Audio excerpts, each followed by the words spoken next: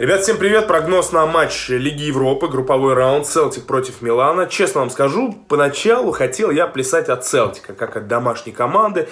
Все-таки Селтик, он всегда, в каком бы состоянии ни был, кусается в Еврокубках, пытается какие-то свои очки отвоевать. Но позвонил своему коллеге Максиму Сенаторову, который является давним болельщиком Селтика, одним из самых известных болельщиков Селтика у нас в стране. Даже ездит на матчи домашней этой команды. И он мне следующую картину открыл. Во-первых, в этом сезоне Селтик неубедителен. Два своих ключевых матча в этом сезоне он уже проиграл.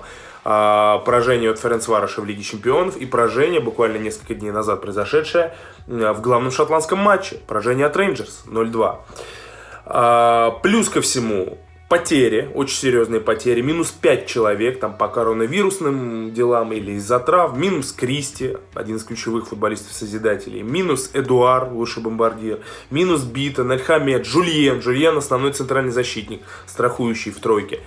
Так что замены в этом плане неполноценные. И, конечно, для Селтика это очень большая потеря. Минус столько игроков, полсостава, по сути.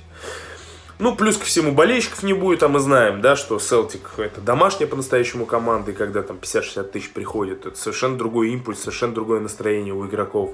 Так что Селтик, который в этом сезоне не впечатляет, в данном случае, на мой взгляд, скорее проиграет Милану, который набрал потрясный ход. Милан не проигрывает в 20 матчах, Милан выиграл миланское дерби, пускай, может быть, и повезло. Там Интер должен был забивать, но все равно команда на ходу. И, например, я думаю, что Златан Ибрагимович вполне может выйти в качестве игрока стартового состава, потому что он из-за коронавируса пропускал матчи, он полон сил. Рафаэль Ляо, в общем-то, сейчас тоже превращается в одного из лидеров. Новички, молодые ребята в команде могут шанс получить, и это для них будет по-настоящему большая игра.